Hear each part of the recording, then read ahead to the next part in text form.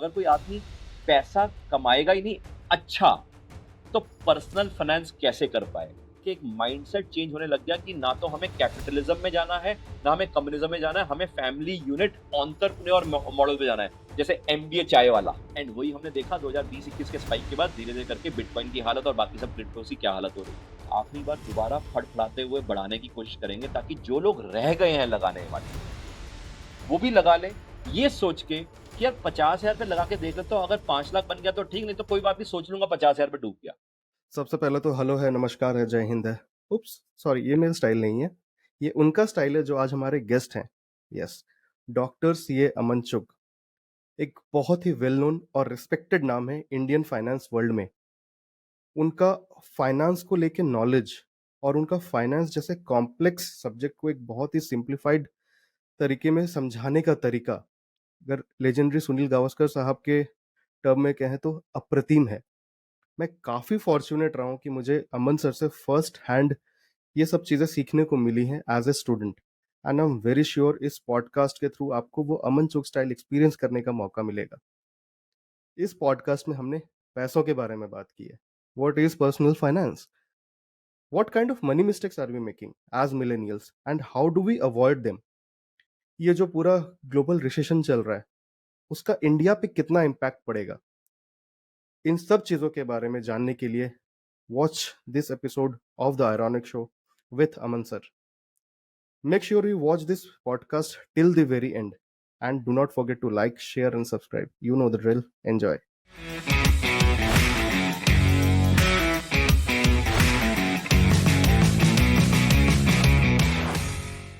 Uh, Dr. Aman Chug, I don't know if I should say doctor or Aman sir to you. You have been a teacher to me. So it's more or less like life for me has come a full circle. From being educated, from being taught by you, now being on the other side asking questions to you, it really feels weird and also probably a very proud moment for me. uh, Thank you sir, thank you for नहीं, नहीं, taking out pleasure है। time. Equally proud moment मेरे लिए है because जब हमारे students पढ़ाए हुए कैपेबल बनते हैं लाइफ में, एंड रादर पहली जो खुशी होती है वो पेरेंट्स को होती है, एंड सेकंड जो बेस्ट खुशी होती है वो well wishers and teachers trainers को रहती है। एंड मुझे लगता है कि it's a equally proud moment for me as well to be interacting with you after so many years. Thank you, Aman sir. Aman sir, so in today's episode we'll be speaking a lot about personal finance in terms of the millennials, how they should handle money, how they should invest money, the mistakes probably the people in their 20s and 30s in today's generation they make, right? So just for, I mean, obviously we have an introduction video of you, but still, अगर आप थोड़ा सा लोगों को बताएं why you are the right person to tell them about personal finance. सी सबसे पहले तो आई थिंक क्वालिफिकेशन साइड पे समझ लेते हैं। By qualification I am a chartered accountant, and then जो सीए भी करी, मतलब एक तरह से at an very early age कर ली, 21.5 years ऑफ एज सीए करना एक तरह से अपने आप में एक डिफिकल्ट सिचुएशन रहती है। Absolutely. And after completing CA I also did LLB, क्योंकि शुरू से लॉयर बनने का भी शौक था, तो एलएलबी भी करी, फिर एमबीए करी, MBA in financial services and financial planning करी, एंड देन साथ में then I completed my PhD in derivatives as well. So derivatives ideally जिसको हम हेजिंग और स्पेकुलेशन के पर्सपेक्टिव से समझते हैं, जानते हैं। So this is more of a qualification perspective. So उसके अलावा I I have gained quite a well good experience from PricewaterhouseCoopers, पीडब्ल्यूसी में रहा, फिर अर्नस्ट एंड यंग दुबई में काम किया, इन्वेस्टमेंट बैंकिंग में, जिसमें मर्जर्स, एक्विजिशंस, वैल्यूएशन ये वर्ल्ड में तब शुरू हुआ था। जब Right. हमने इन्वेस्टमेंट बैंकिंग करना शुरू किया तब तो ये मॉडल्स मॉडल्स होते भी नहीं थे, अपने हाथ से ही मॉडल बनाते थे। Then I work with GE which is General Electric in US. उस जमाने में GE was Fortune number 1 company in US, तो वहां पे काम किया, again into strategic corporate finance, M&A. फिर उसके बाद आईसीआईसीआई बैंक में ज्वाइन किया because I wanted to be in India. Hindustan से ज़्यादा प्यार है, एंड इसलिए मेरे को था कि मैं किसी फॉरेन लैंड के लिए नहीं बना। सो इंडिया में corporate banking, MSME banking Hindustan में तब शुरू हुई थी, तो व्हेन आई हैड जॉइंड तो वहाँ पे कॉर्पोरेट एमएसएमई बैंकिंग, फंडिंग वगैरह ये सब सीखा। And then I was been awarded for doing exemplary work in corporate and MSME banking, जिसमें आप बड़े-बड़े कॉर्पोरेट्स को लेंड करते हैं, उनके फाइनेंशियल्स देखते हैं, बिजनेस मॉडल देखते हैं, इंडस्ट्री देखते हैं। एंड वहां से आई वाज गिफ्टेड रादर की to move into a department called as derivatives, which is called as treasury department. अब वहां पे एक सी चेंज हो गया. So presently, I am one of the advisors with large Fortune 500 companies, ministries, international, national, industry associations, professional bodies, national, international, quite a few reputed universities, national, international, a couple of large consulting firms as well. उनके साथ भी associated हूँ. So gaining so much of diversified experience, I think उसमें एक nutshell में जो मैं समझाने की कोशिश करूंगा कि personal finance समझाने के पर्सपेक्टिव से क्यों मैं अच्छा बताना चाहूंगा या चाह सकता हूं, वो इसलिए एक तो मिक्स ब्लेंड ऑफ एक्सपीरियंस एक तो लिया, जैसे मैंने जिक्र राइट। किया investment banking, corporate MSME banking, derivatives वगैरह वगैरह, एंड साथ में लार्ज कॉर्पोरेट वर्ल्ड के साथ लिया. एंड उस जमाने में लिया जब वो इनिशियल स्टेज पे था, तो वहां पे वो सारी जो लर्निंग जो डेप्थ थी वो वहां पे एक्सप्लोर करी. अब साथ में जो कई चीजें लोगों को नहीं पता होंगी वो मैं आपको थोड़ा क्रक्स में बताने की कोशिश करता हूँ. वर्ल्ड की जो जीडीपी है, यानी कि वर्ल्ड में जितने भी गुड्स एंड सर्विसेज बने उनकी जो फाइनल वैल्यू है वो अंदाजन $100 ट्रिलियन के आसपास है. मगर वर्ल्ड में जो डेरिवेटिव्स होता है, मैं यहाँ पे डेरिवेटिव्स एक्सप्लेन नहीं कर रहा, मगर एक बहुत बड़ी मार्केट है जिसको हम सट्टेबाजी की मार्केट के नाम से जानते हैं, मगर हालांकि इट्स नॉट ओनली सट्टेबाजी, it is speculative and hedging market. So जो डेरिवेटिव्स मार्केट है वो एवरी ईयर अप्रोक्सीमेटली $1,500 ट्रिलियन का होता है. यानी कि $100 ट्रिलियन की असली में जीडीपी है, यानी कि असली में जीडीपी ग्रोथ, इंडस्ट्रियल प्रोडक्शन. ये मैं इसलिए समझाने की कोशिश कर रहा हूँ क्योंकि जो जीडीपी है, जीडीपी का मतलब क्या है, जीडीपी में यानी कि सारी इंडस्ट्रीज का क्या परफॉर्मेंस है. राइट। एंड कई लोग पर्सनल फाइनेंस करने के लिए नॉर्मली कंपनियों की बैलेंस शीट देखते हैं, फाइनेंशियल्स देखते हैं, या देखते हैं कि इकोनॉमी अच्छा कर रही है या नहीं कर रही, वर्ल्ड इकोनॉमी अच्छा कर रही है या नहीं कर रही, इकोनॉमिक पॉलिसीज कैसी हैं वगैरह वगैरह. मगर वो एक बड़ी आइटम को छोड़ देते हैं जिसको हम डेरिवेटिव्स के नाम से जानते हैं. ये $1,500 ट्रिलियन की जो डेरिवेटिव मार्केट है, ये वर्ल्ड की जीडीपी को प्रभावित करती है, क्योंकि डेरिवेटिव्स मार्केट एक तरह से वर्ल्ड के फाइनेंशियल मार्केट्स को हिलाती है. अब आप यूं नटशेल में समझ लो कि डेरिवेटिव्स का मतलब अगर मार्केट्स हिलाती है, तो अगर जीडीपी बनाने के लिए हमें रॉ मटेरियल चाहिए, रॉ मटेरियल यानी कि कमोडिटी चाहिए, यानी कि स्टील चाहिए, हम्म। कॉपर चाहिए, ऑयल चाहिए, आयरन चाहिए. इन सारों के अगर प्राइसेस हिल जाएं, वॉलेटाइल हो जाए, बढ़ जाएं या घट जाएं, तो इकोनॉमी की परफॉर्मेंस हिल जाएगी. राइट। और इनके प्राइसेस हिलाने में किसका हाथ है? डेरिवेटिव्स का. सिमिलरली हम वर्ल्ड में जब भी जीडीपी की बात करते हैं या इकोनॉमिक परफॉर्मेंस की बात करते हैं या इंडस्ट्री परफॉर्मेंस या कंपनी परफॉर्मेंस की बात करते हैं, तो उनको क्या चाहिए होता है? पैसा. अब जो पैसा है, पैसे का फ्लो, अगर करेंसी का फ्लो ही चेंज हो जाए, डॉलर, यूरो, पाउंड, येन, इनके करेंसी के रेट्स चेंज हो जाएं, तो आपका जो पूरा बिजनेस मॉडल है पूरा इंपैक्ट कर देगा. लेट अस से अगर मारुति इंडिया में और जापानीज येन हिल जाए, तो जितने भी जापानीज ओरिएंटेड कंपनीज हैं उनके बाजे बच जाएंगे. या जो इंडियन कंपनीज हैं जिनका एक्सपोजर यूरोपियन जोन के साथ है और यूरो की हालत खराब हो जाए, तो उनके बाजे बच जाएंगे जो इंडिया में यूरोपियन यूनियन के ऊपर डिपेंडेंट है. तो उसके कारण करेंसी की मूवमेंट कौन हिलाता है? Currency derivatives. तो करेंसी डेरिवेटिव्स अगेन पूरी जीडीपी, पूरी इकोनॉमिक परफॉर्मेंस को हिला देगा. सिमिलरली हम सब लोन लेते हैं या इक्विटी से पैसा करके अल्टीमेटली बिजनेस को ग्रो करते हैं. इकोनॉमिक परफॉर्मेंस, बिजनेस परफॉर्मेंस, वो जो पैसा ले रहे हैं उसके ऊपर कोई कॉस्ट है जिसको हम इंटरेस्ट बोलते हैं. इंटरेस्ट रेट भी तो हिलते हैं. तो अगर इंटरेस्ट रेट हिल जाए, कॉस्ट हिल जाएगा. कॉस्ट महंगा हो सकता है, सस्ता हो सकता है, उसके कारण पूरा बिजनेस परफॉर्मेंस चेंज हो जाएगा. अब वो इंटरेस्ट रेट को हिलाता कौन है? Interest rate derivatives. सिमिलरली ये जितने भी जो बिजनेसेस हैं, इनकी जो वैल्यू है, जो वैल्यूएशन है, ये वैल्यूएशन यानी कि इक्विटी, इक्विटी मार्केट को हिलाने वाला कौन है? Equity derivatives. अब ये जो पूरा डेरिवेटिव्स ही अगर पूरे वर्ल्ड की इकोनॉमी, इंडस्ट्री, सेक्टर, कंपनी को हिलाता है, तो डेरिवेटिव्स अगर नहीं जाना, तो आप कुछ भी कर लो मगर आप पर्सनल फाइनेंस पे पहुंच नहीं सकते. क्योंकि पर्सनल फाइनेंस में आप क्या करते हो? आप इन्हीं कंपनीज के अंदर पैसा लगाते हो, हम्म। चाहे शेयर में, चाहे बॉन्ड्स में वगैरह. और डेरिवेटिव्स जानने वाले लोग बहुत कम है. रीजन? क्योंकि डेरिवेटिव्स जो $1,500 ट्रिलियन की मार्केट है वो दो जगह से होती है. एक होती है, one of the counter party has to be a bank, और बैंक का डिपार्टमेंट को हम बोलते हैं ट्रेजरी डिपार्टमेंट. और दूसरा काउंटर पार्टी है, हम ये डेरिवेटिव्स कर सकते हैं एक्सचेंज के साथ. एक्सचेंज में जो पूरा डेरिवेटिव्स होता है वो सिर्फ 10% होता है, और बैंक के साथ जो डेरिवेटिव्स होता है 90% होता है. और 90% यानी कि $1,500 ट्रिलियन का 90% डेरिवेटिव्स अगर बैंक के साथ हो रहा है और बैंक के ट्रेजरी डिपार्टमेंट के साथ हो रहा है, तो किसी ने अगर ट्रेजरी डिपार्टमेंट में काम ना किया हो तो वो डेरिवेटिव्स को समझ नहीं सकता. और अगर वो डेरिवेटिव्स को समझ नहीं सकता, वो इकोनॉमिक परफॉर्मेंस, कंपनी परफॉर्मेंस वगैरह को लाख समझ ले, मगर डेरिवेटिव्स को समझे बगैर वो पर्सनल फाइनेंस को मैनेज नहीं कर पाएगा, वो ट्रैप हो जाएगा. इसलिए personal finance as a terminology बड़ी अच्छी है, मगर उसको हम्म, समझने के लिए हमें डेरिवेटिव समझना जरूरी है, और डेरिवेटिव समझने के लिए हमें ट्रेजरी डिपार्टमेंट में काम करना जरूरी है। एंड गॉड्स ग्रेस हमने ट्रेजरी डिपार्टमेंट में काम किया है, इसलिए हम पर्सनल फाइनेंस को या मनी मेकिंग को या वेल्थ को या पोर्टफोलियो को एक अलग नजरिए से देखते हैं, जो शायद आम आदमी या आम ट्रेनर या आम कंसल्टेंट नहीं देख पाता जिसने ट्रेजरी में काम ना किया हो। इसलिए वो यूनिकनेस आती सर एक पॉइंट शायद आप मिस कर गए होंगे। है। जी। आपने जो ये सब चीजें कही कि आपसे क्यों पर्सनल फाइनेंस सीखे, आप एक चीज शायद एक पॉइंट आपने मिस किया है।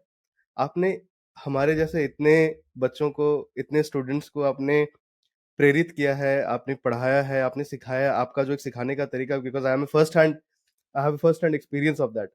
हाँ जी। सर वो पॉइंट शायद आप मिस कर गए होंगे। आज शायद इस पॉडकास्ट के थ्रू कई सारे और लोग आपसे वो थोड़ा सा आपका अमन चुक स्टाइल है जो पढ़ाने का, वो था शायद थोड़ा सा सीख समझ पाएंगे उस चीज गॉड को। ग्रेस, आई थिंक ये भी मेरे को लगता है कि शायद कुछ पिछले जन्मों के कर्म है कि कुछ ऐसा गॉड गिफ्ट दे दिया भगवान ने कि कॉम्प्लेक्स लैंग्वेज ऑफ फाइनेंस को आसान भाषा में हैंड बॉडी आई मूवमेंट के साथ और जबान के लिहाजे के साथ एक तरह से समझाने की कोशिश कर सकते हैं।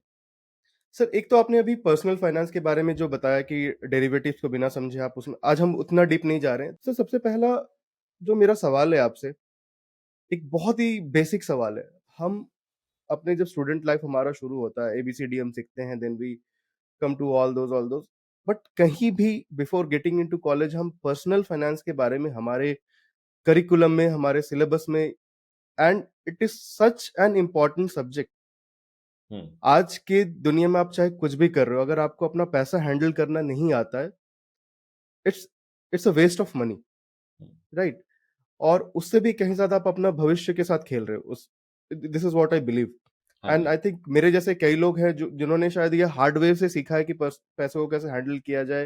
And there are still lot of people those who are learning. तो सर मेरा सवाल ये कि इतना इंपॉर्टेंट सब्जेक्ट होते हुए भी ये हमारे एजुकेशन सिस्टम में इम्प्लीमेंट क्यों नहीं किया जाता from a very early stage? इसको हम थोड़ा हिस्टोरिकल रूट से समझते हैं। देखिए, इंडिया ऑलमोस्ट 1700 ईयर्स 20 से 30% ऑफ द वर्ल्ड जीडीपी को कंट्रीब्यूट करता था until the Mughals invaded into India. So Mughals के बाद फिर अंग्रेजों ने हमें काफी लूटा। Before Mughals had come into India, ideally हमारा जो इकोनॉमिक मॉडल था, इसको समझना बड़ा जरूरी है। Economic model was more of Sanatan economic model. So I'm not getting into religion, but या what I'm trying to share, Sanatan, is it is more towards making every person entrepreneur. तो आपने देखा होगा फैमिली रन बिजनेसेस होते थे पुराने जमाने में। लेडी अलग काम कर रही होती थी, आदमी अलग काम कर रहा होता था। बच्चे जब बड़े हो रहे होते थे वही उस फैमिली बिजनेस में फिर अडॉप्ट हो रहे होते थे। नौकरी करने वाले लोग वो होते थे जो शायद हैंडीकैप होते थे, या शायद वो ऑन्टरप्रेन्योर स्किल सेट के साइड पे या एंटरप्रेन्योर माइंडसेट पे मेंटली उतना चैलेंज थे, तो अल्टीमेटली वो उस तरफ नहीं जा पाते। उनके लिए शायद नौकरी पर्सपेक्टिव बना था। Otherwise, majorly it was family unit system, which is also called as Sanatan economic model. धीरे धीरे करके हमें सनातन इकोनॉमिक मॉडल से वन फाइन डे अंग्रेजों ने एक नामकरण दिया जिसको बोला नौकरी। सो नौकरी इज नथिंग बट नौकर करते हुए जो आप काम कर रहे हैं, क्रिया कर रहे हैं, वो नौकरी हो गई। जिसको उन्होंने और बेटर मुलाजिम करने का नाम क्या दिया? सरकारी नौकरी। यानी सरकारी नौकरी मतलब भैया तुम तो मेरे स्लेव हो, तुम मेरा काम करोगे, और तुम सरकार की नौकरी करो तो तुम्हें सरकारी नौकर बोल दिया गया। तो ये एक्चुअल में हमारे दिमाग में एक तरह से सीड किया गया over the last so many years, almost शायद मैं 200-300 इयर्स भी कह सकता हूं, कि वो धीरे धीरे करके हमारी साइकोलॉजिकली हमारी 3 जनरेशन को नौकर नौकरी की तरफ मूव किया गया। और आज भी आप देखो, आज आदमी क्या कहता है? बच्चे की नौकरी लगनी जरूरी है। हम कहते हैं सर अपना काम कर लो, कहते नहीं नहीं अपना काम नहीं, नौकरी करनी जरूरी है, क्योंकि उसका माइंडसेट 3 जनरेशन से चेंज कर दिया। ये बहुत इंपॉर्टेंट चीज है, क्योंकि वेस्टर्न वर्ल्ड ने अपनी इंडस्ट्रियलाइजेशन शुरू कर दी थी 17th सेंचुरी में, और यहां पे उसने नामकरण दे दिया सरकारी नौकरी या नौकरी, और वहां पे वो खुद बनना था एंटरप्रेन्योर। यानी कि एंटरप्रेन्योर जब वो बन रहा था, तो उसने एक थ्योरी निकाल दी जिसको हमने इकोनॉमिक मॉडल का नाम दे दिया कैपिटलिज्म, जिसका फादर ऑफ इकोनॉमिक्स हमने एडम स्मिथ को बना दिया एक्चुअल में, या कीन्स को बना दिया। उन्होंने इकोनॉमिक मॉडल एक्चुअली सारे आम लोगों के पर्सपेक्टिव से नहीं बनाया, उन्होंने इस पर्सपेक्टिव से बनाया कि वेस्टर्न वर्ल्ड सुपीरियर बनाने के लिए और दिखाने के लिए हम इंडस्ट्रियलाइजेशन का प्रोसेस यहां पे शुरू करते हैं, और जो ईस्टर्न वर्ल्ड है जिसके ऊपर हम राज कर रहे हैं, या जो रेस्ट ऑफ द वर्ल्ड है जिसके ऊपर हम राज कर रहे हैं, उसको नौकरी की प्रतिक्रिया देते हैं। एंड वो जब करते रहे वो धीरे धीरे करके, तो लॉजिकली सोचो, अगर कोई आदमी पैसा कमाएगा ही नहीं अच्छा, तो पर्सनल फाइनेंस कैसे कर पाएगा? क्योंकि वो अपनी डे टू डे अर्निंग में ही बेचारा इतना बिजी रहेगा, उसको पर्सनल फाइनेंस के लिए समय नहीं आएगा। वो कहेगा भैया सुबह सुबह भागना है, रात को लेट आना है, क्योंकि मेरा हैंड टू माउथ वाली जो जर्नी है उसको पूरा करना है। भाई पर्सनल फाइनेंस तो बात की बात है, जब मैं कुछ कमा तो लूं, अभी तो कमाने के लाले बड़े हुए हैं, अभी तो सिर्फ ये है कि मैं रोजी रोटी कमाने की जद के लिए जा रहा हूं। जो आदमी रोजी रोटी यानी कि रोटी कपड़ा मकान की जद्दोजहद में रहेगा, वो पर्सनल फाइनेंस तो क्या खाक करेगा। एंड टिल 1991 हम अंडर डेवलप्ड नेशन रहे, और मैं शायद यूं कहूंगा कि इकोनॉमिक पॉलिसी शायद उतनी रॉबस्ट नहीं थी। और 1991 के बाद भी मैं ऐसा नहीं कहूंगा कि वाओ वाला पॉलिसी आ गया, बट यस, हिंदुस्तान की इकोनॉमी को खोला गया। चलो एटलीस्ट खोला गया, तो हमें एक्सपोजर मिलना शुरू हुआ वर्ल्ड का। एंड जहां एक तरफ कैपिटलिज्म था रोनिक, दूसरी तरफ कम्युनिज्म था। कम्युनिज्म की थ्योरी क्या कहती है? वो कार्ल मार्क्स की थ्योरी, वो कहती है कि भैया स्टेट के हाथ में सारा कंट्रोल होना चाहिए, आम आदमी तो गरीबी अच्छा है। तो जब आम आदमी गरीब अच्छा है, पर्सनल फाइनेंस तो बेचारा क्या खाक करेगा, क्योंकि पर्सनल फाइनेंस करने के लिए आप क्या एक्स्ट्रा कुछ पैसे या समय तो हो। अगर हुँ, आप उसी जद्दोजहद लाइफ में रहोगे, तो आप पर्सनल फाइनेंस के लिए ना समय है ना पैसा है, तो आप कैसे पैसे के ऊपर पैसा बनाओगे या समय के साथ पैसा बनाओगे? वो माइंडसेट धीरे धीरे करके इन रीसेंट टाइम्स इसलिए चेंज हो रहा है, क्योंकि अब इकोनॉमी जो है वो अंडर डेवलप्ड से डेवलपिंग की राह पे आई। और अब तो मैं यूं कहूंगा कि डेवलपिंग से अब हम प्राउडली कह सकते हैं, अब हम इमर्जिंग इकोनॉमी पर पहुंच गए। अब ये इतनी फास्टली हो रहा है कि उतने वेल ट्रेन्ड टीचर्स नहीं हैं जो क्लासरूम में हमें पढ़ा रहे हैं। यानी कि क्लासरूम में जो सोच है, वो टीचर्स को इम्बाइब करने में समय लगेगा, क्योंकि अभी टीचर्स ने भी एकदम से देखना शुरू कर दिया, अरे यार हिंदुस्तान में बहुत पैसा आ रहा है, बिकॉज दिस इज पॉसिबल, क्योंकि इंडिया में पैसे का फ्लो काफी आने लग गया फ्रॉम द वेस्टर्न वर्ल्ड, क्योंकि रिवर्स इंडस्ट्रियलाइजेशन शुरू हो गई। सिंस वो रिवर्स इंडस्ट्रियलाइजेशन शुरू हो गई, एंड कुछ कुछ फैमिलीज में सनातन इकोनॉमिक मॉडल आना भी शुरू हो गया, तो धीरे धीरे करके एक माइंडसेट चेंज होने लग गया कि ना तो हमें कैपिटलिज्म में जाना है, ना हमें कम्युनिज्म में जाना है, हमें फैमिली यूनिट एंटरप्रेन्योर मॉडल पे जाना है। जैसे एमबीए चाय वाला, या आजकल कई ऐसी स्टोरी लाइन है जो अपना बिजनेस मॉडल खड़ा कर रहे हैं। अब जब बिजनेस मॉडल खड़ा कर रहे हैं, तो लोगों के माइंडसेट में आता है कि भैया एंटरप्रेन्योर बन रहे हैं, और since India as a country is getting emerge, तो लोगों के पास थोड़ा एक्स्ट्रा पैसा इकट्ठा हो रहा है, क्योंकि वो एक्स्ट्रा कमा पा रहे हैं, क्योंकि सैलरी स्ट्रक्चर बढ़ पा रहा है। क्योंकि सैलरी स्ट्रक्चर इसलिए बढ़ पा रहा है क्योंकि बिजनेस मॉडल्स इवॉल्व हो रहे हैं। इसलिए पर्सनल फाइनेंस अब पैदा हुआ, क्योंकि लोगों के पास जो सैलरी बढ़ रही है, उसके कारण उनको लगता है कि यार मेरे खर्चे करने के बाद मेरे पास पैसा एक्स्ट्रा बच रहा है, अब इसका क्या करूं? अब इसका क्या करूं? अगर हम आज से 25-30 साल पहले चले जाएं, हमारे पेरेंट्स या हमारे पेरेंट्स के पेरेंट्स, जब उनका थोड़ा सा पैसा बचता था, तो वो कहते थे कन्वेंशनली सेविंग्स कर दो। उनके दिमाग में पर्सनल फाइनेंस कभी नहीं आता था। मगर राइट। अब रीसेंट टाइम्स में एवोल्यूशन चेंज हुआ। क्यों? क्योंकि सोसाइटी में ग्रोइंग डिससैटिस्फैक्शन भी तो आ रही है। क्योंकि जहां हम वेस्टर्न वर्ल्ड से प्रभावित हो रहे हैं, इंडस्ट्रियलाइजेशन आ रहा है, हमारे यहाँ पे कैपिटलिज्म की थ्योरी आ रही है, तो उसके कारण न्यूक्लियर फैमिलीज का एवोल्यूशन भी आ रहा है। न्यूक्लियर फैमिलीज का एवोल्यूशन का मतलब, आदमी तो परेशान है ही है, सुबह 8 बजे भागना है, 6 बजे उठना है, रात को 8 बजे आना है, 10 बजे खाना खाना है, टीवी पे बेचारा को बिस्तर पे रहेगा और वहीं पे टीवी देखते देखते सो जाएगा, अगले दिन फिर भागना है। तो अगर वो उसकी जिंदगी इतनी परेशान भरी है, तो उसको माँ बाप कहते हैं शादी कर ले, शादी कर ले, शादी कर ले, वो कहता है जब मैं पहले सेटल होऊंगा तो शादी करूंगा, या फिर शादी उससे करा दो जो खुद भी कमाती हो। तो हुँ, दोनों कमाने लग गए। दोनों कमाने का मतलब है दोनों सुबह-सुबह भागेंगे और रात को दोनों भाई साहब टीवी देखते-देखते सो जाएँगे। तो अल्टीमेटली इसलिए चैलेंज क्या आ रहा है कि बच्चा पैदा नहीं कर पा रहे, फर्टिलिटी का चैलेंज आ रहा है, इसलिए इनफर्टिलिटी का इश्यू बढ़ रहा है। अब वो जब ऐसा चैलेंज होएगा, तो सोसाइटी में कियोस आ रहा है। सोसाइटी में कियोस आ रहा है, तो ये जो दोनों सुबह-सुबह जो भाग रहे हैं और रात को लेट आ रहे हैं, और सैटरडे तक, मंडे से लेके सैटरडे बहुत मेहनत कर रहे हैं, संडे को सिर्फ कमर सीधी कर रहे हैं या राशन पानी ला रहे हैं, तो और मंडे से सैटरडे फिर दोबारा काम करना, उसकी उसकी जो सोच है, उसी से ये बेचारे डर जाते हैं उस जद्दोजहद में ये कहते हैं भाई हमसे ना हो पाएगा 60 साल की उम्र तक जैसे हमारे माँ बाप ने किया। तो हमसे तो शायद 40-45 साल तक हमारे गोडे हिल जाएंगे, हमारे बाल झड़ जाएंगे, कोलेस्ट्रॉल बढ़ जाएगा, बीपी बढ़ जाएगा, शुगर आ जाएगी। तो तब तक कुछ जल्दी से पैसे को मैनेज कर लें ताकि वन फाइन हम अर्ली रिटायरमेंट कर पाए। इसलिए पर्सनल फाइनेंस का कॉन्सेप्ट और तेजी से इवॉल्व हो रहा है। मगर पर्सनल फाइनेंस को यंग जनरेशन जिसको हम मिलेनियल्स कह रहे हैं या जेन जी कह रहे हैं, ये थोड़े क्विक मनी के चक्कर में पड़ गए। शॉर्ट मनी के चक्कर, यानी शॉर्ट मनी मतलब क्विक मनी जो शॉर्टकट से मनी कमाया हो, वो थोड़ा गलत रास्ते पे चले गए। शायद मेरे को लगता है पर्सनल फाइनेंस में उनको वो वाला भी एजुकेशन देना जरूरी है। इसी कारण उनकी हेल्थ में भी चैलेंजेस आ रहे हैं क्योंकि उनका लाइफस्टाइल चैलेंजेस है। एंड आई अंडरस्टैंड आपने पिछला सेशन शायद हेल्थ के ऊपर ही किया। ये यानी कि पूरी मेंटल हेल्थ पे। रूट्स का सिस्टम देखो कि अल्टीमेटली हम कहाँ सोसाइटी से किस सोसाइटी में आ रहे हैं। इसलिए एज अ पर्सनल फाइनेंस वो रिक्वायरमेंट बढ़ गई। एंड पर्सनल फाइनेंस की रिक्वायरमेंट बढ़ गई, मगर टीचर्स उतने भी ट्रेन नहीं है वो पर्सनल फाइनेंस समझाने के लिए।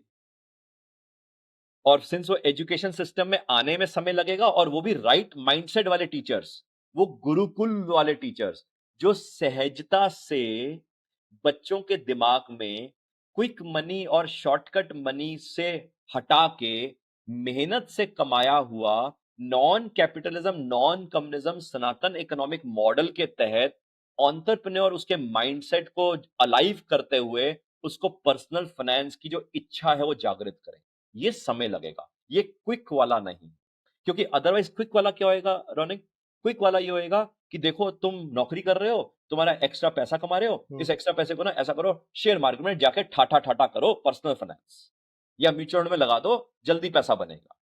सो अल्टीमेटली हम इसी जद्दोजहद में क्या कर रहे हैं, lack of knowledge and lack of education के कारण हम उस आदमी के हाथ में पैसा दे रहे हैं जिसका अपना वेस्टेड इंटरेस्ट है हमारे पैसे को कहीं ऐसी जगह लगाने में जहां पे उसको फायदा होगा।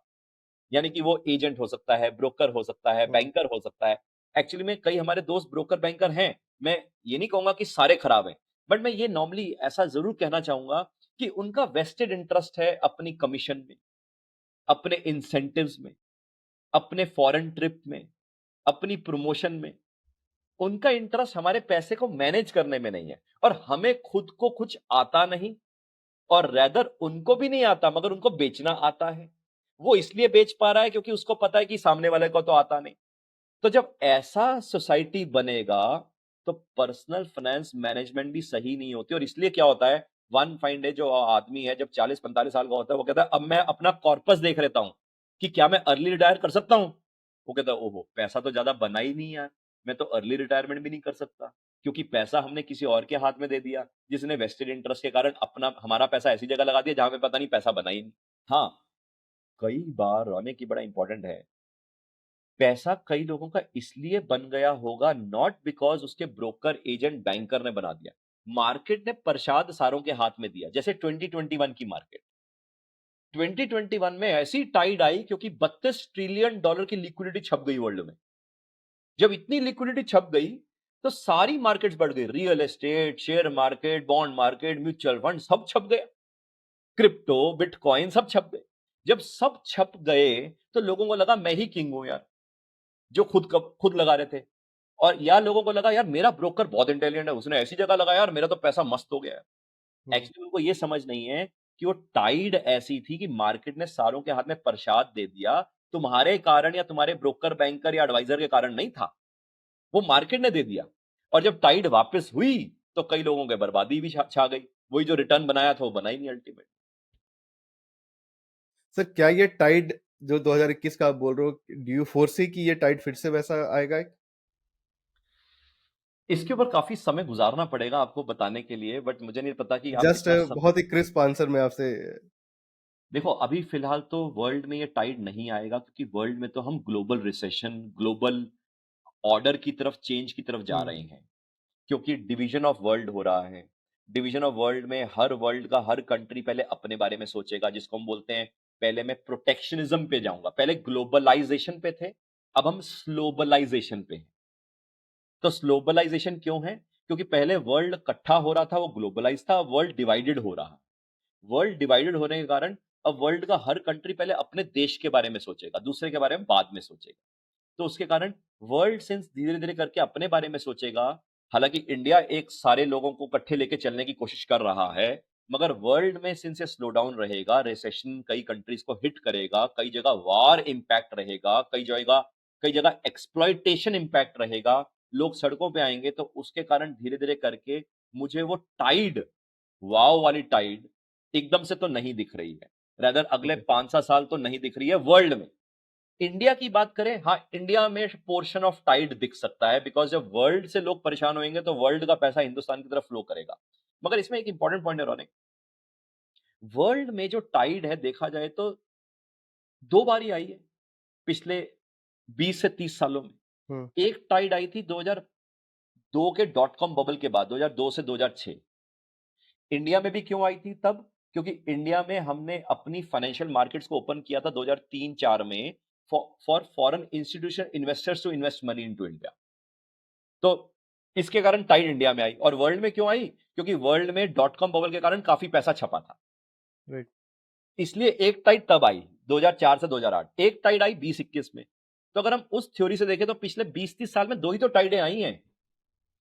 तो 2 टाइड में आप यूं समझ सकते हो कब आएगी ये तो बताना बड़ा मुश्किल है भाई। कब कोविड आएगा किसको पता था? समझ रहे ना? तो ये राइट बताना मुश्किल है कब आएगी। मगर अगर हम हिस्टोरिकली देखें पिछले 50 साल में भी, तो 50 साल में भी टाइड कितनी आई? 2 ही आई।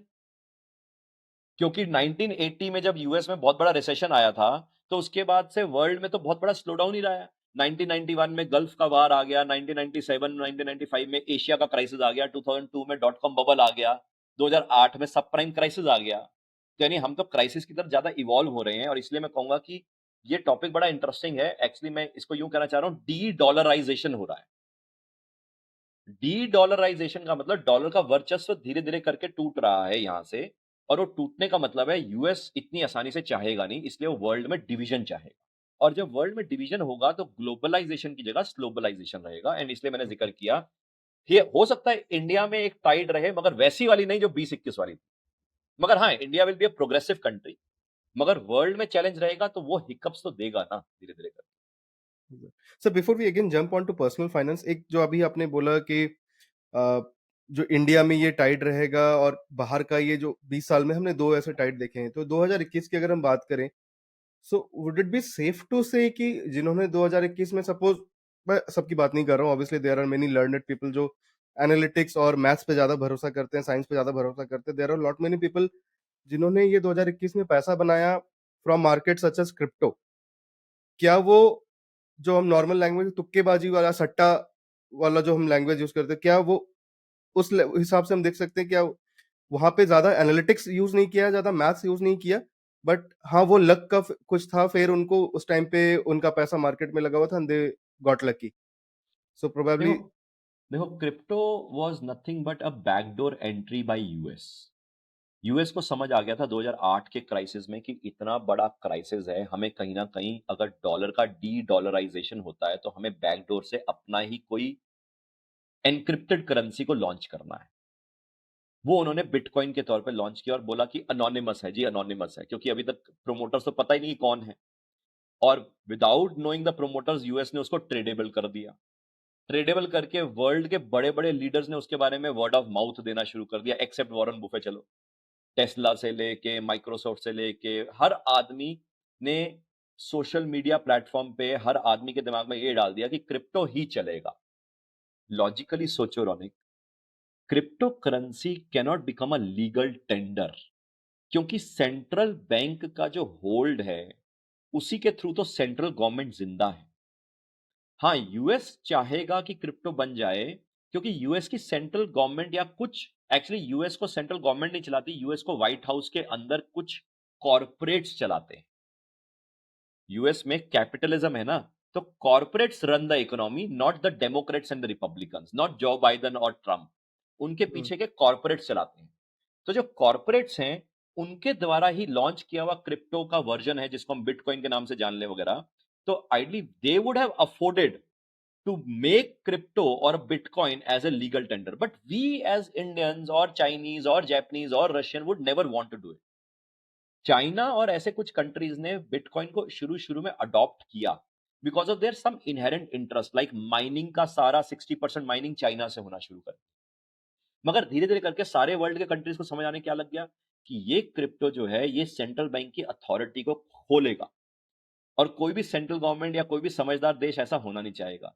तो अगर ऐसा होना नहीं चाहेगा तो ultimately crypto has to one find a fall.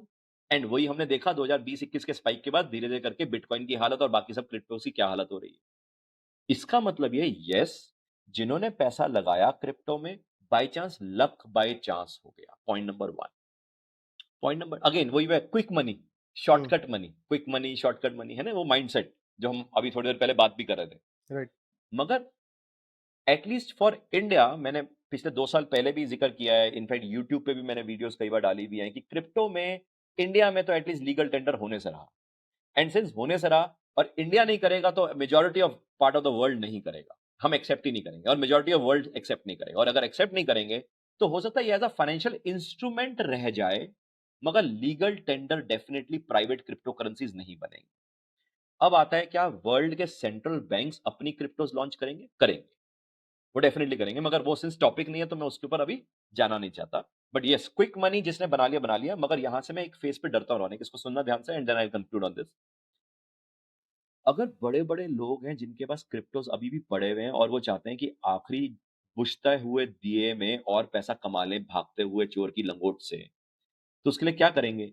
वो धीरे धीरे करके क्रिप्टो को थोड़ा एक आखिरी बार दोबारा फड़फड़ाते हुए बढ़ाने की कोशिश करेंगे, ताकि जो लोग रह गए हैं लगाने वाले वो भी लगा लें, ये सोच के कि यार 50,000 पे लगा के देख लेता हूं, अगर 5 लाख बन गया तो ठीक, नहीं तो कोई बात नहीं, सोच लूंगा 50,000 पे डूब गया।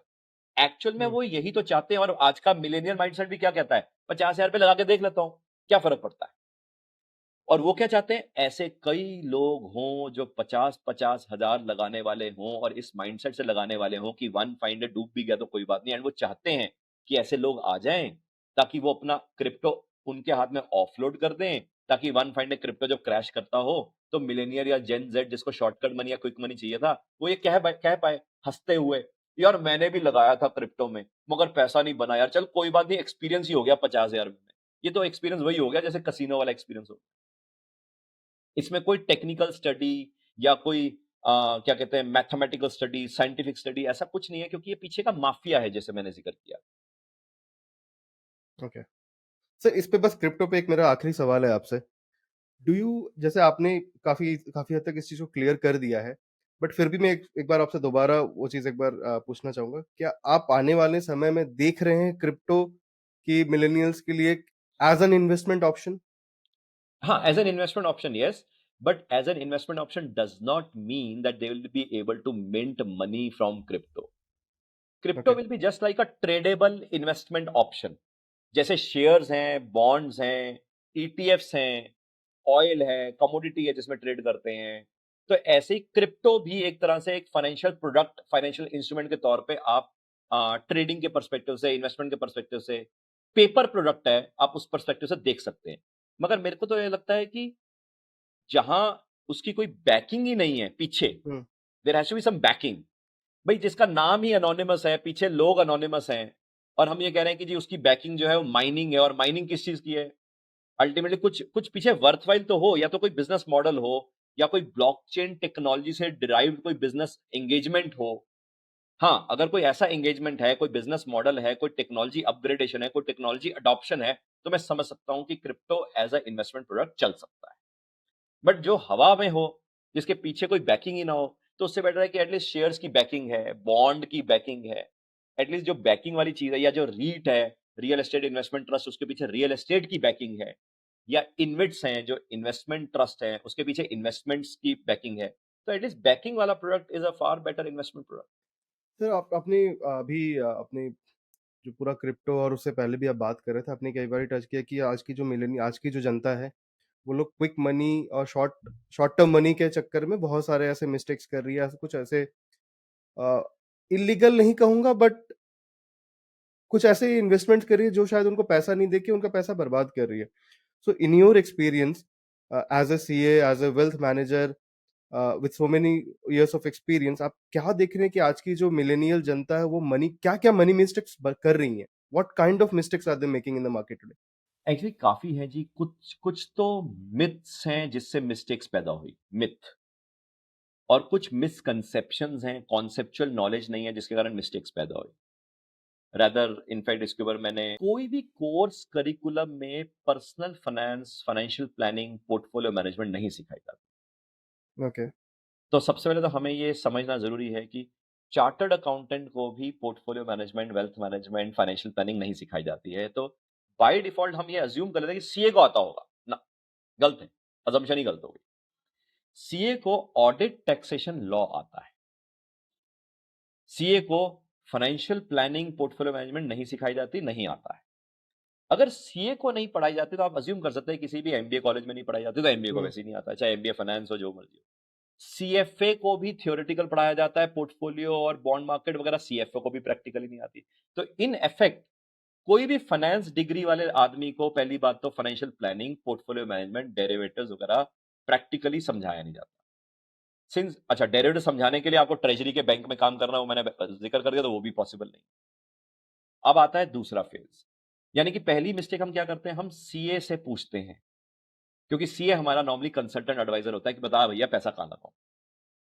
और आजकल सीए भी क्या करते हैं, सीए भी बता देते हैं, क्योंकि वो एक फिड्यूशियरी रिलेशनशिप में है, क्योंकि उनको लगता है यार देख, मेरे को अगर नहीं आता फिर तो किसी और को नहीं आता, मगर क्लाइंट हुँ, को लगता है इसको नहीं आता फिर तो किसी और को नहीं आता, मगर असली में उनको नहीं आता। Okay, point number one. Point number two, हम दूसरी मिस्टेक करते हैं, हम किसी ऐसे आदमी को पैसा देते हैं जो हम कहते हैं वाह, ये तो यार इस बैंक का वाइस प्रेसिडेंट है, सीनियर वाइस प्रेसिडेंट, या ये ब्रोकिंग हाउस का वाइस प्रेसिडेंट है, सीनियर वाइस, और रीजनल हेड है, जोनल हेड है, नेशनल हेड है।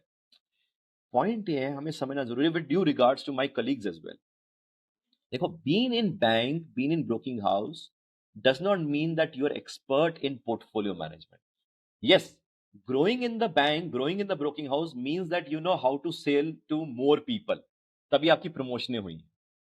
बट इसका मतलब ये नहीं है कि ऑथेंटिकली आपको पोर्टफोलियो हुँ, advisory, portfolio management, wealth management आती होगी, ये जरूरी नहीं है। वो चेक करना पड़ेगा टेक्निकली वो कितने साउंड है, क्योंकि प्रमोशन लेते लेते हो सकता है बंदा बढ़ गया हो। जैसे टॉनिक समझो, एमबीए कॉलेज से जब पास आउट होगा उसकी नौकरी कहाँ लगती है, सेल्स में लगती है, बैंक में, राइट। ब्रोकिंग। उसको सेल्स का इतना बर्डन होता है, वो भैया पहले नॉलेज लेगा या पहले सेल्स करेगा, सेल्स हुँ, करेगा। वो सेल्स करते करते प्रमोशनें खाता है। वो आज सेल्स करते हुए राइट। रिलेशनशिप मैनेजर होता है, बाद में वो एरिया हेड बन जाता है, वहां पे रीजनल हेड बन जाता है, क्लस्टर हेड बन जाता है, जोनल हेड बन जाता है, मगर वो सेल्स करते करते बना है। यानी कि दूसरी गलती हम क्या करते हैं, हम ऐसे लोगों के हाथ में अपना पैसा देते हैं क्योंकि हमें लगता है यार ये तो बैंकर है, ये तो ब्रोकर है, इसको तो आता होगा। उसको आता नहीं है, मगर उसका इंफॉर्मेशन इतनी ज्यादा है कि वो आपको 4-5 अच्छा हुँ, ज्ञान देता है, आप कहते हैं यार इसको तो कुछ मेरे से तो बेटर आता है, ये शायद मेरा बेटर मैनेज कर लेगा, मगर नहीं, वो अपने वेस्टेड इंटरेस्ट से मैनेज करेगा।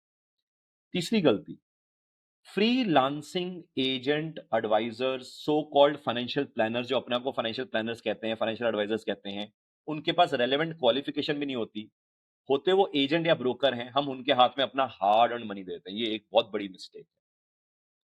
अब इसी में एक और मिस्टेक आती है, हम मिस्टेक करते हैं क्योंकि हम ये सारे लोग, हमें जो भी ये पैसा लगवाते हैं ना हमारा, वो हमें कहते हैं सर लॉन्ग टर्म के लिए लगाना है। Long term is again a mistake.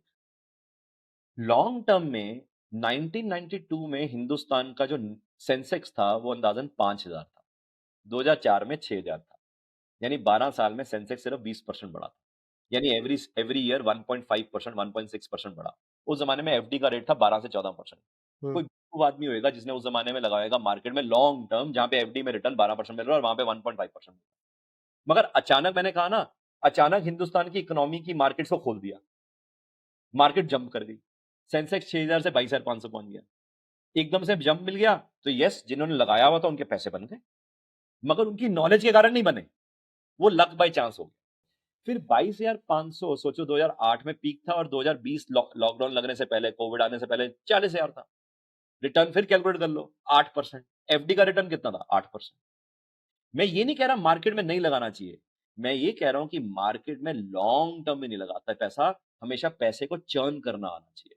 You need to exit at the right time, you need to again invest, first of all. Second, you need to exit from a investment class, maybe you need to invest in a new investment class। कभी कभी pharma चलेगा, कभी IT चलेगा, कभी take चलेगा, कभी हो सकता है ऑटो चलेगा, फिर विद इन ऑटो में कभी महिंद्रा एंड महिंद्रा चलेगा, कभी मारुति चलेगा।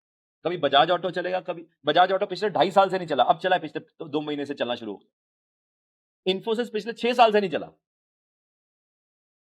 तो पिछले 2 साल पहले 1900 लगा के पिछले 1-1.5 साल से नहीं चला।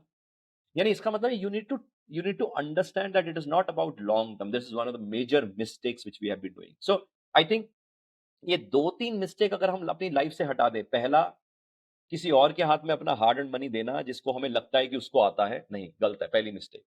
दूसरा, अज्यूम करना कि वो एक क्वालिफाइड आदमी है, उसकी रेलेवेंट क्वालिफिकेशन है, सीए है, सीएफए है, तो उसको तो आता होगा, again you are assuming it wrong. Third, investing for a longer period of time, again you are doing it wrong. तो यस, मैं शायद यूं कह सकता हूं, longer period of time, you should stay invested for a longer period of time in the markets, but not with the same asset class. Okay. You need to churn the asset classes. You need to churn the investment class. I think ये 3 mistake अगर हम ठीक कर दें, handle कर लें, तो काफी हद तक हमारी जो लाइफ है वो थोड़ा बेटर हो जाएगी, क्योंकि यहीं पे लोग ट्रैप होते हैं।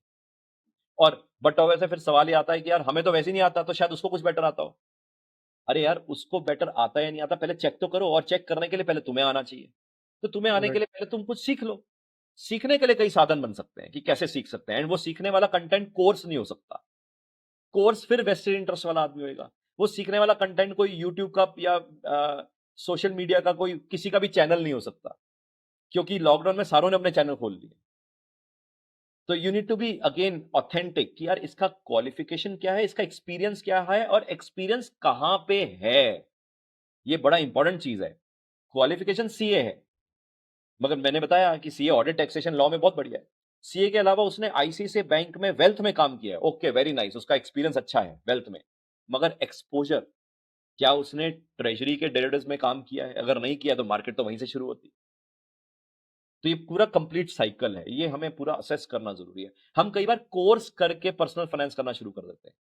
Right. हम किसी यूट्यूब चैनल में फॉलो कर लेते हैं। इनफैक्ट यूट्यूब चैनल में कई लोग ऐसे हैं जो लाइव इन्वेस्टिंग करवा रहे होते हैं कि आओ लाइव इन्वेस्टिंग करते हैं।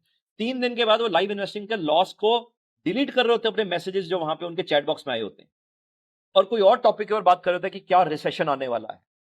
फिर 3 दिन बाद मार्केट फिर बढ़ जाती है, वो कहते हैं देखा हमने वो इन्वेस्टमेंट करी थी ना, अब देखो हम और एवरेज करेंगे इसको। 6 दिन क्या फिर कह रहे होते हैं क्या रिसेशन आने वाला है। मतलब खुद बेचारे इतने कंफ्यूज हैं, और हम ऐसे चैनल्स को इतना ज्यादा सुनते हैं, समझते हैं, और अपना हार्ड एंड मनी को ट्रैप कर लेते हैं। और वो सारे अपना अपना पेड कोर्सेज भी चला रहे हैं। कोर्सेज में कभी पैसा नहीं बनता, बिकॉज कोर्स के दौरान मार्केट बड़ी सुंदर ही दिखती है, क्योंकि कोर्स करते टाइम पे मार्केट हिस्टोरिकली आपको दिखाई जा रही होती है। पैसा हमेशा लाइव मार्केट में कोई सिखा रहा हो, और लाइव मार्केट में आपको हैंड होल्ड कर रहा हो, लाइव मार्केट में पैसा बना के दिखा रहा हो, वो है पर्सन। बाकी तो सब Okay. थ्योरी है। सर, ये तो हमने जाना आपसे कि जो मिस्टेक्स हम अभी तक कर रहे हैं या जो मिस्टेक हमें अवॉइड करनी चाहिए। हमारे पास sir in today's market safe नहीं कहूँगा, सेफ वर्ड मार्केट में शायद यूज़ नहीं कर सकते हम। रिलेवेंटली सेफ अगर मैं कहूँ, हमारे पास as millennials what are the relevantly safe investment और saving opportunities? And also on the other hand, अगर हम थोड़ा रिस्क लेके अपने पैसे को थोड़ा और बढ़ाना चाहते हैं, तो what are the options available which are legally available to us? Raunak, मैं आपके चैनल के थ्रू, आपके पॉडकास्ट के थ्रू सबसे पहले तो लोगों को ये कहना चाहूंगा, मिलेनियल्स को, कि जितना पैसा कमाते हैं एनुअली, उसका 10% अपनी रेलेवेंट ऑथेंटिक एजुकेशन के ऊपर लगाएं।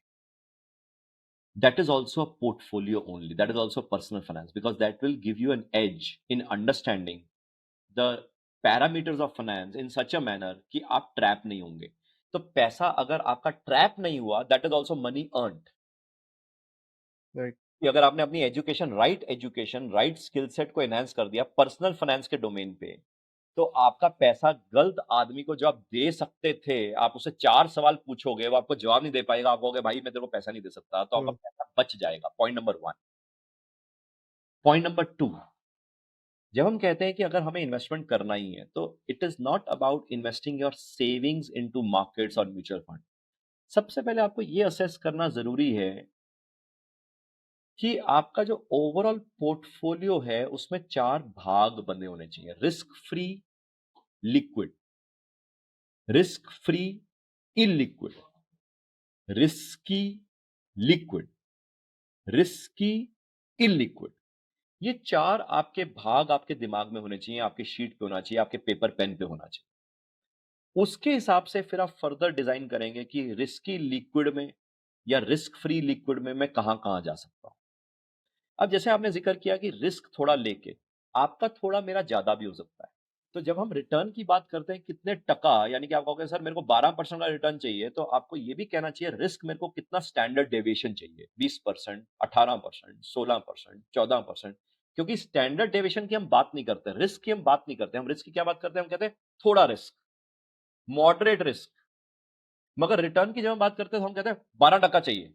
भाई जब रिटर्न अगर परसेंटेज में है तो रिस्क भी एक तरह से कैलकुलेटेड होना चाहिए, मगर सॉरी टू से लोगों को आता ही नहीं होता, इसलिए वो कभी इसकी बात ही नहीं करते। राइट। साथ में जब हम अपनी फाइनेंशियल प्लानिंग कर रहे हैं अपने पोर्टफोलियो के ऊपर, हमें समझना ज़रूरी है, ये बहुत इंपॉर्टेंट है। बाज़ार में जितने भी लोग आपकी फाइनेंशियल प्लानिंग करने आते हैं, वो एक्चुअल में अपना प्रोडक्ट बेचने के लिए आपसे शीटें भरवाने आए हैं।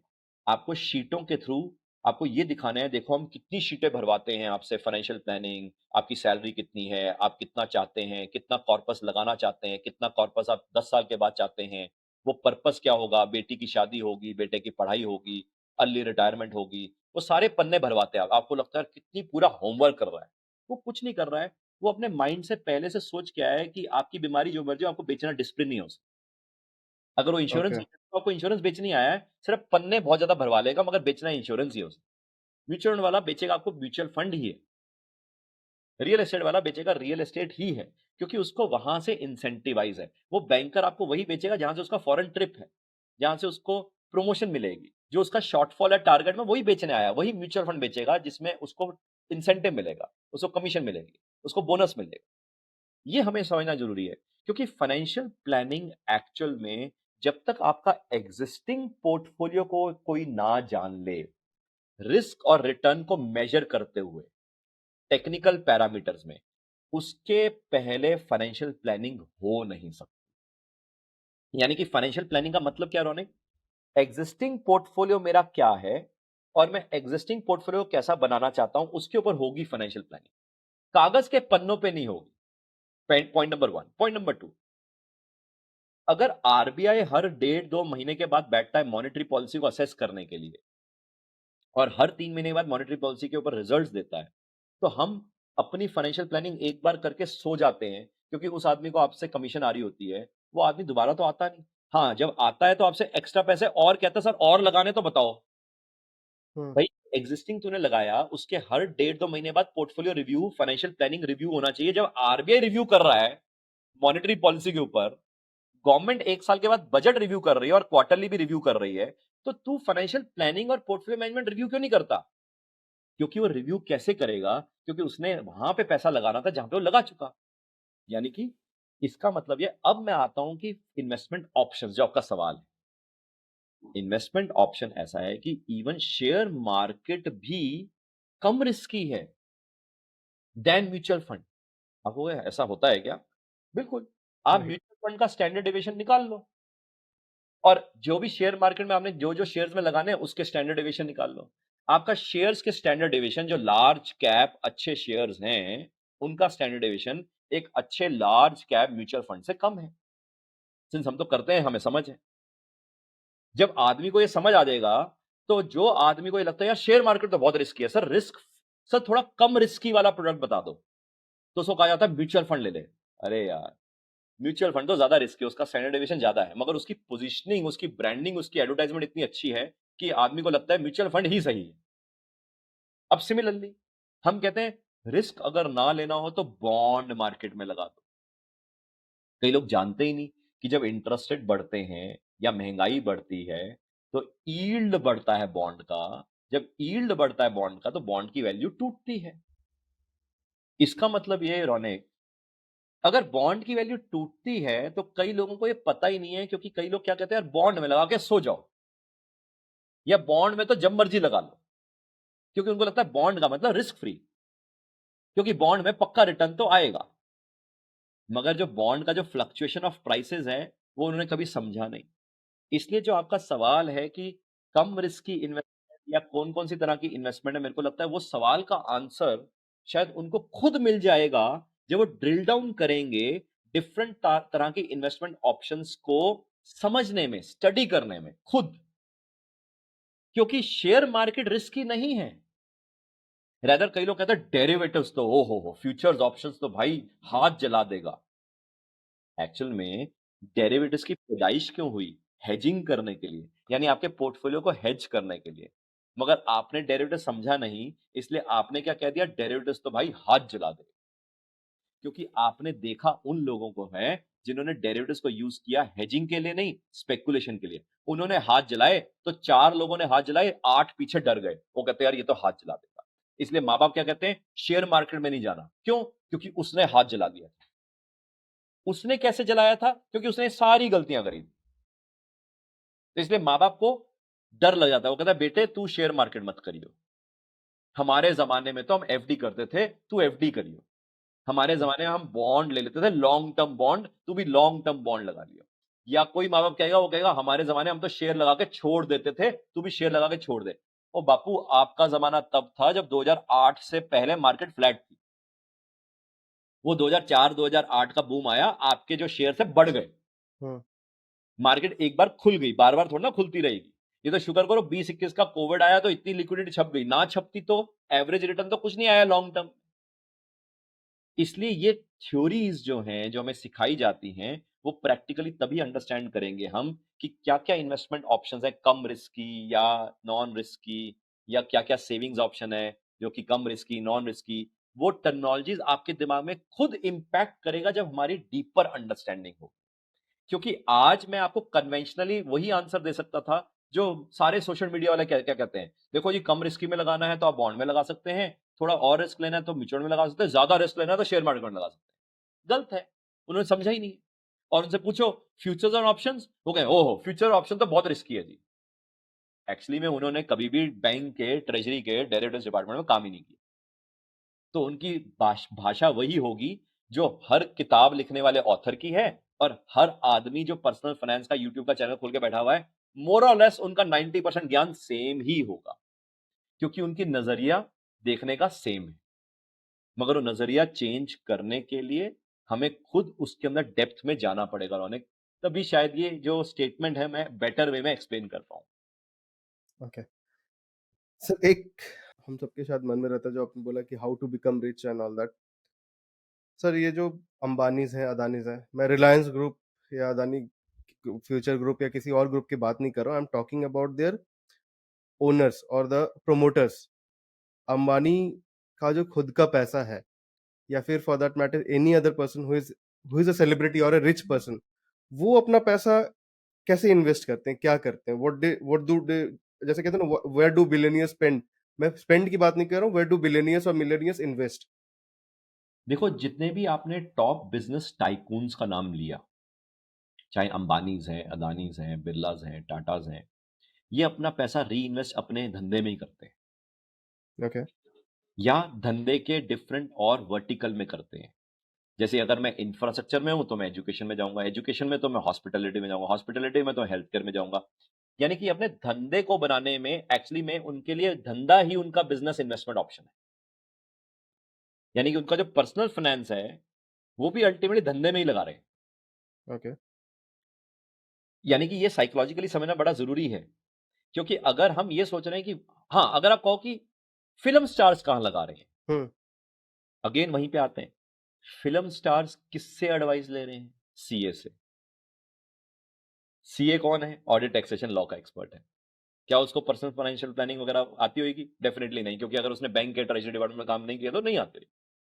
मगर हाँ, मार्केट ने इतना अच्छा प्रसाद दिया जिसके कारण उस फिल्म स्टार को लगता है यार मेरा पैसा बढ़ रहा है यार, म्यूचुअल फंड बढ़ रहा है यार।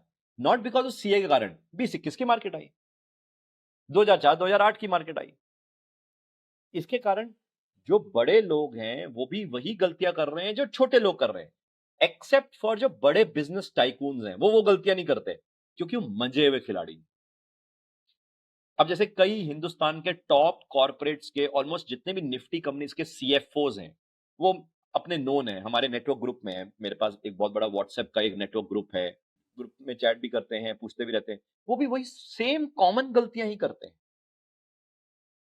क्यों? आइडियली वो अगर सीएफओ है या सीईओ है या सीनियर वाइस प्रेसिडेंट है, इट डज नॉट मीन कि उनको पर्सनल फाइनेंस आ गया।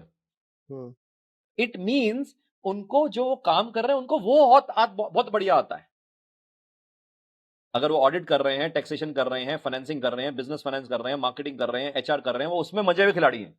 मगर पर्सनल फाइनेंस या पोर्टफोलियो प्लानिंग या फाइनेंशियल प्लानिंग वो नहीं उनको आती, क्योंकि उन्होंने बैंक के, ट्रेजरी के, डेरिवेटिव्स डिपार्टमेंट में एक्सपोजर लेके पोर्टफोलियो को एक अलग नजर से नहीं देखा। कि जो बड़े लोग हैं वो भी वही गलतियां कर रहे हैं जो जो मिलेनियल्स कर रहे हैं, except for the business tycoon, क्योंकि उन्होंने अपने बिजनेस धंधे को अपना बिजनेस इन्वेस्टमेंट ऑप्शन बनाया हो। वो समझदार लोग हैं। ओके। जैसे कोई भी एंटरप्रेन्योर होएगा ना, अगर एंटरप्रेन्योर अगर अपने धंधे से मस्त रिटर्न कमा रहा होगा 20% 30%, वो कहेगा मेरे को कहीं और जाने की जरूरत नहीं, मैं अपने धंधे में और पैसा लगाऊंगा। हम्म, ठीक है ना? पर्सनल फाइनेंस की तरफ वो जाएगा जिसको या तो धंधे में रिटर्न नहीं आ रहा, या वो धंधे वाला आदमी नहीं है, वो क्या है, वो जॉब वाला आदमी है, नौकरी। वो पर्सनल फाइनेंस की तरफ जाएगा। और वहां पे अगर जाना है, वन फाइंड लेटर से अगर आपको पर्सनल फाइनेंस को कुछ ऐसा बड़ा बनाना है ताकि आप नौकरी के चंगुल से बाहर निकल जाओ, उसके लिए आपको आज ही अपने 10% ऑफ अमाउंट को ऑथेंटिक नॉलेज अंडरस्टैंडिंग की तरफ लगाना पड़ेगा। नहीं तो आप उस चक्रव्यूह से बाहर नहीं आ पाओगे। एंड एक्चुअल में यही होता है, जब वो 40-45 साल तक जो मुंगेरी लाल के सपने देखता है कि मैं उस टाइम तक आके रिटायर हो जाऊंगा, जब वो उस टाइम आता है, उसके पास उतनी वेल्थ होती नहीं। राइट। सर, हमने कुछ टाइम पहले coming towards the end of the podcast, हमने थोड़ी देर पहले ग्लोबल रिसेशन की बात की थी, और ये भी बात की थी कि इंडिया पे क्या इम्पैक्ट होगा। आपने जैसे थोड़ा बहुत इंडिया पे शायद उतना ज्यादा इम्पैक्ट नहीं होगा, थोड़ा इस पे और थोड़ा सा डिटेल में जाते हैं।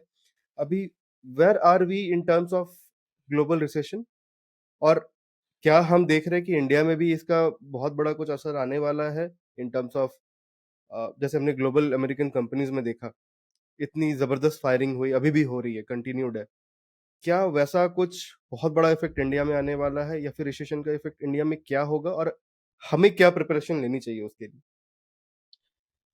देखो रौनिक, वैसे तो जो आज वर्ल्ड में हो रहा है, इसके बारे में मैंने ऑलरेडी जिक्र पिछले 1.5-2 साल से करना शुरू कर दिया था, हमारे नेटवर्क ग्रुप्स में भी, सोशल मीडिया, यूट्यूब पे मैंने एक सीरीज चला रखी है rather, event and time analysis, जिसमें मैं जिक्र कर रहा हूँ time to time, before the event happens मैं बताने की कोशिश कर रहा हूँ कि क्या क्या होगा, एंड उसको हम्म, इकोनॉमिक्स के साथ लिंक भी कर रहा हूँ।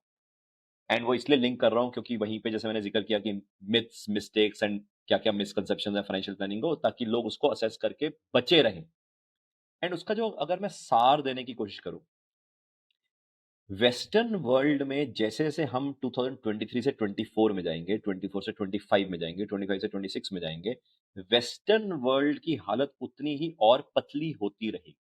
Okay. As we will progress on timeline, the western world will face more chaos. Sir, थोड़ा सा मैं आपको यहाँ पे, when you say western world, do you specifically mean some countries, या फिर आप? European, UK, US, Canada, western world. Okay. ठीक है, यहाँ पे दिक्कतें बढ़ती रहेंगी economically, economic recession, slow down वगैरह वगैरह चलता रहेगा। अब जब ये सब चलता रहेगा, तो इसका एक मेजर रीजन क्या है? मेजर रीजन ये है कि यूएस ने इतने सालों से जो प्रिंटिंग ऑफ करेंसी करी थी, वो प्रिंटिंग ऑफ करेंसी क्यों कर पाया था? Because US was the reserve currency.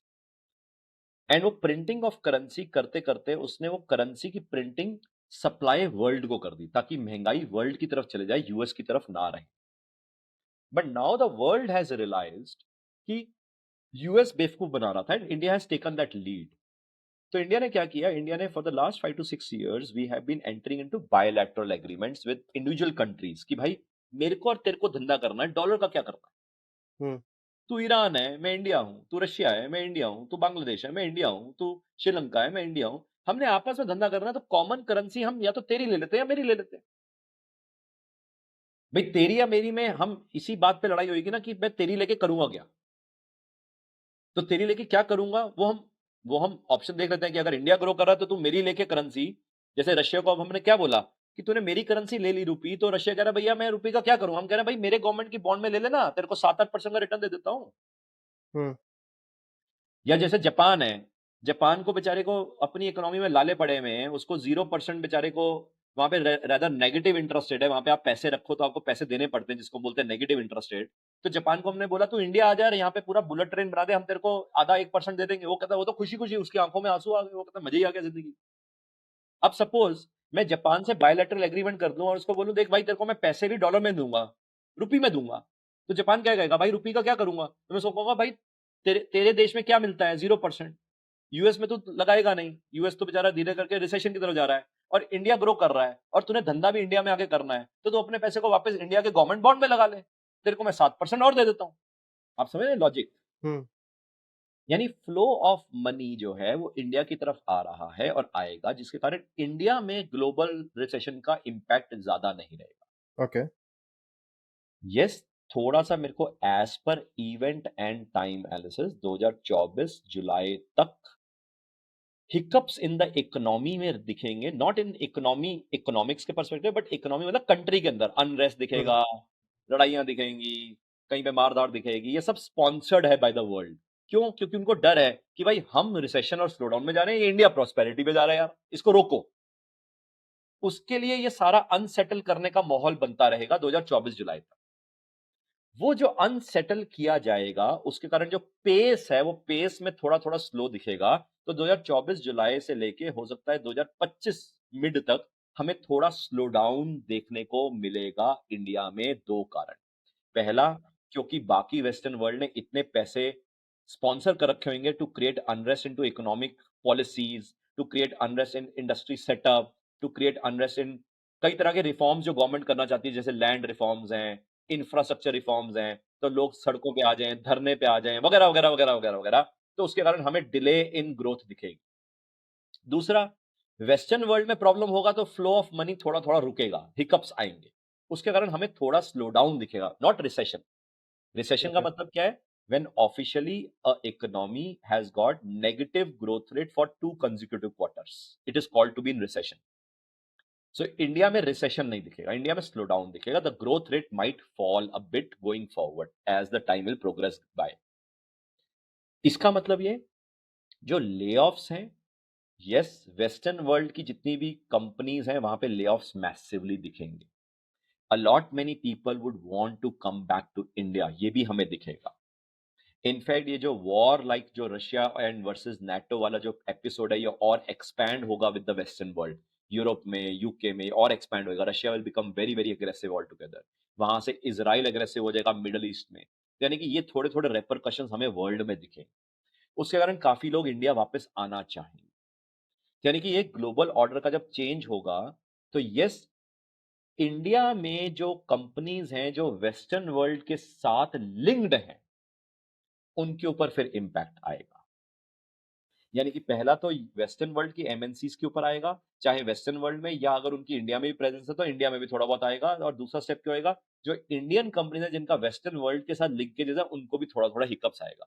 जो डोमेस्टिक रिलेटेड इकोनॉमी के अंदर जो कंपनीज है उनको कोई प्रॉब्लम नहीं है, क्योंकि हमारा डोमेस्टिक कंजम्पशन ही तो इकोनॉमी है 70%। तो 70% सिंस हम इकोनॉमी डोमेस्टिकली हैं, तो जितनी भी जो कंपनीज या जो बिजनेस मॉडल जो विद इन इंडिया चल रहे हैं, विद इन इंडिया, जिनका वेस्टर्न वर्ल्ड का कोई लेना देना नहीं है, वो अल्टीमेटली कोई प्रॉब्लम नहीं रहेगा। यानी अगर कोई कंपनी ऐसी है जो एक्सपोर्ट्स कर रही है, मगर वन फाइन डे अगर एक्सपोर्ट्स वहां पे रुक जाती है, मगर वो प्रोडक्ट इंडिया में सप्लाई हो सकता है, कोई प्रॉब्लम नहीं। ओके। मगर अगर वो प्रोडक्ट हम वेस्टर्न वर्ल्ड के लिए ही बना रहे थे, प्रॉब्लम है। यानी कि उस लिमिटेड पोजिशनिंग के कारण हमें इंडिया में हिकअप्स कम दिखें, एंड वर्ल्ड में as a time will progress by situation और वर्स होते हुए हमें दिखेंगे। Sir, with this we almost are at the end of the podcast. हमने कई सारे टॉपिक्स जैसे मार्केट्स के बारे में, रिसेशन के बारे में हमने थोड़ा सा सरफेस स्क्रैच करते हुए हम लोग निकल आए, क्योंकि focus was more on personal finance कि पैसे कैसे बनाएं, क्या मिस्टेक्स नहीं करें। वो थोड़ी जेनरिक बातें थी। एंड वाइल इस पॉडकास्ट के दौरान मुझे पता चला, मतलब जो मुझे लगा कि अभी हम अमन सर के साथ कम से कम 2-3 पॉडकास्ट और रिकॉर्ड कर सकते हैं, wherein we can go deep into some of the topics. शायद वो फिर इस जनता के लिए नहीं होगी, it will be targeted to some completely other segment जो फाइनेंशियल नॉलेज लेना चाहते हैं for that segment. Aman sir, thank you. I think it was a revision for me. It was Pleasure है जी। just like sitting, in the class and hearing you all giving of the lectures. I think हमारे audience को बहुत पसंद आएगा. The way you explain things, the way you simplify and break down things, that is the most beautiful part of hearing from you.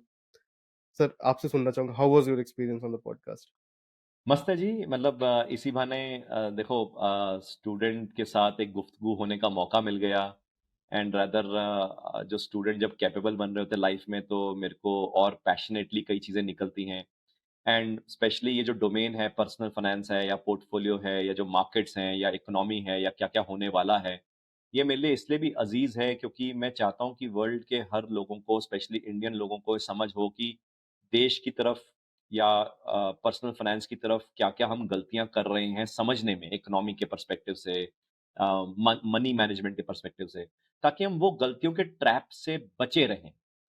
And I think ये आपने initiative बहुत अच्छा लिया है पॉडकास्ट का, जिसमें I think different different varied topics आप millennials के लिए कर रहे हैं एंड आई एम श्योर कई और जेंट्री के लिए भी कर रहे होंगे। तो Right. Keep up the good work.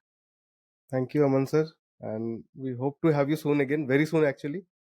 जहाँ पे हम प्लेजर है कुछ जी। और टॉपिक्स को थोड़ा सा डीप में देखेंगे. Thank you sir. प्लेजर है। नमस्कार है जी। जय हिंद।